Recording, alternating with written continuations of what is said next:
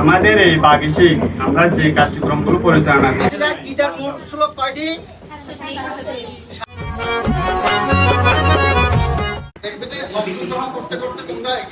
প্রাথমিক বিদ্যালয়ের ভিত্তিক পরীক্ষার রেজাল্ট ঘোষিত হয়েছে। আমাদের স্যার আশিস স্যার তিনিও কিন্তু বৃত্তি পেয়েছেন।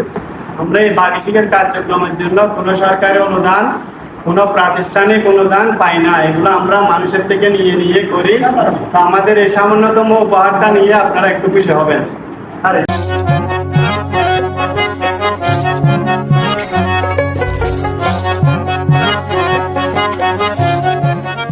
কাছ থেকে জানতে চাইবো আমাদের এই কার্যক্রমটা আপনার কাছে কেমন লেগেছে?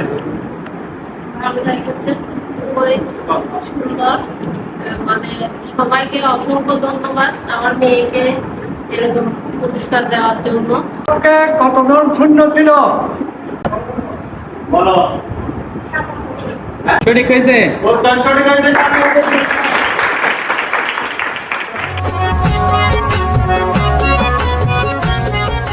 এখন শিক্ষার্থীদের শুধু আমি একটা কথা বলবো, নিজেদের জায়গা থেকে কঠোর পরিশ্রম করে এবং সামনের দিকে এগিয়ে যাও।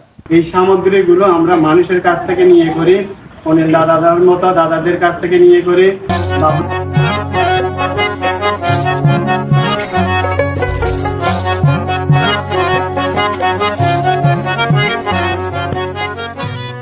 আমাদের এই কার্যক্রমটা কেমন লেগেছে আপনাকে একটু জানাচ্ছি। সুন্দর লাগছে আপনারা যে আমাদের মেয়েদেরকে পুরস্কার করছেন।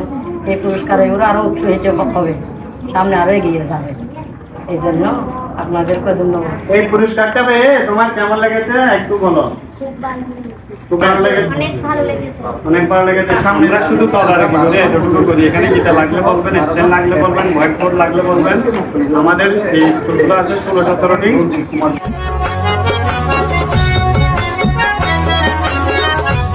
এখন তোমাদের কাছে প্রশ্ন হচ্ছে, শ্রীকৃষ্ণের পিতামাতার নাম কি? উত্তর সঠিক হয়েছে। বৃত্তি পেয়ে আমার এত খুশি হয়নি। যদি ট্যালেন্টগুলো পেতাম আমি আরো খুশি হতাম, কিন্তু এই পুরস্কারটি পেয়ে আমি ক্লাস 8-এ পড়ার জন্য আরো অনুভূতি আলোচনা করছি। আসলে এটা একটু অনুপ্রেরণা, যাতে ওর দেখা দেখে আরো যাতে অন্যরা আছে ওরাও যাতে ভালো করতে পারে। আর তোমাদেরকে আশীর্বাদ করছি। আমি আর সময় নষ্ট করতেছি না। তোমরা ভালো থাকো, সুস্থ থাকো। আমার অনেক ভালো লাগতেছে। আমি অনেক আনন্দিত যে আমি এই পুরস্কারটা পেয়েছি। সচরাচর দেখা যায় না, যারা করতেছে তাদেরকে আমি ধন্যবাদ জানাচ্ছি।